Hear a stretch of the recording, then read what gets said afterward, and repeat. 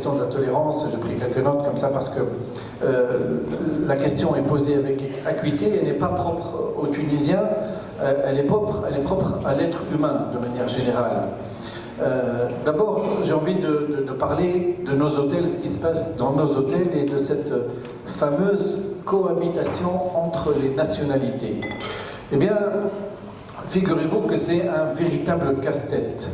Un exercice d'équilibrisme, j'ai envie de dire aussi, entre les nationalités. Il suffit de demander ça à n'importe quel responsable d'hôtel, un directeur général d'hôtel, et il vous en racontera des vertes et des pas mûres à propos de ce problème-là.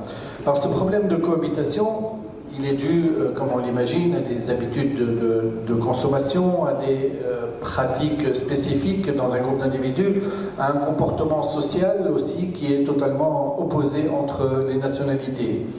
Alors, ce sont quelquefois des choses très simples, à la limite très banales.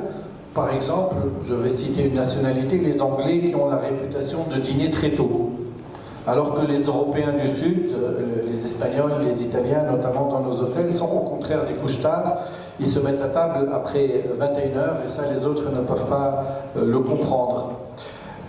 Quand on y rajoute aussi les Tunisiens, qui sont aussi un peu les Européens du Sud, vu la frontière, eh bien, ça forme un joli groupe de pression dans les hôtels, en quelque sorte.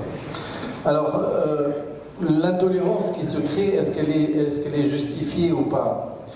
S'agit-il de respecter à tout prix l'autre, son prochain, quand on est dans un lieu clos aussi, qui est l'hôtel, qui a ses règles? Je vais citer un autre exemple, puisque nous sommes dans la tolérance.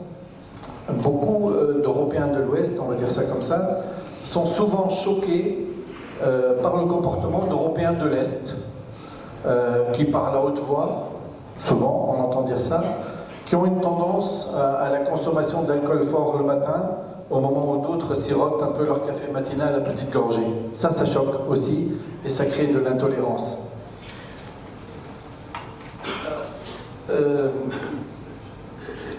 Il n'est pas rare aussi, ça les directeurs généraux d'hôtel me l'ont dit à plusieurs reprises, il n'est pas rare de voir des gens qui viennent faire des réclamations, qui arrivent à la réception, qui demandent à voir le patron de l'hôtel en disant « Écoutez, on ne peut plus supporter tel groupe par nationalité, c'est pointé du doigt. » Alors, pourquoi je dis ça? C'est parce que c'est pas propre aux Tunisiens, on est en train de parler peut-être aujourd'hui du thème des Tunisiens, mais c'est pas spécifique à la Tunisie.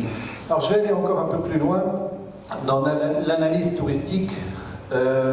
Quand vous vous promenez, par exemple, dans des zones hôtelières sur la côte, à Hammamet, à Sousse, à Djerba, vous aurez certainement constaté qu'à la devanture des hôtels, il y a un certain nombre d'enseignes qui sont placées avec des noms, en plus du nom de l'origine de l'hôtel. Je ne sais pas si vous avez remarqué ça.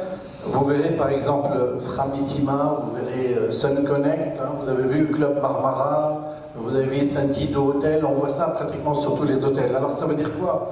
Pour ceux qui ne sont peut-être pas habitués aux pratiques touristiques, ce sont des marques commerciales qui sont propres aux tour opérateurs qui ont des clients dans ces hôtels-là. Alors revenons en amont pour vous expliquer pourquoi j'aborde ce point en particulier. Au moment de la commercialisation, eh bien, ces marques sont des atouts, ce sont des arguments de vente pour les agences de voyage à l'étranger. Alors elles définissent un concept, elles sont aussi la garantie d'un produit touristique offert sur place, elles sont destinées à rassurer les potentiels clients, à les inciter à acheter. Mais en réalité, eh bien, ces labels sont aussi des garanties de ghetto, malheureusement, des ghettos à touristes. Là je rejoins ce que vous disiez, Sassane. Est-ce qu'aujourd'hui le Tunisien est en contact avec cette clientèle touristique qui vient à raison de 5 millions de touristes en moyenne par an? Ben, malheureusement, ces labels n'encouragent certainement pas à l'ouverture à la cohabitation des genres. Alors, comment on dit en arabe, on en parlait pas plus tard qu'hier soir, monsieur le ministre Nabel, quand quelqu'un s'est acharné sur l'inclusive et son impact négatif sur le secteur des restaurants extérieurs aux hôtels. Monsieur le ministre, vous l'avez d'ailleurs remis un peu en place en disant que ces établissements, ces restaurants, ils étaient aussi appelés à respecter un peu plus leurs clients, à respecter les touristes.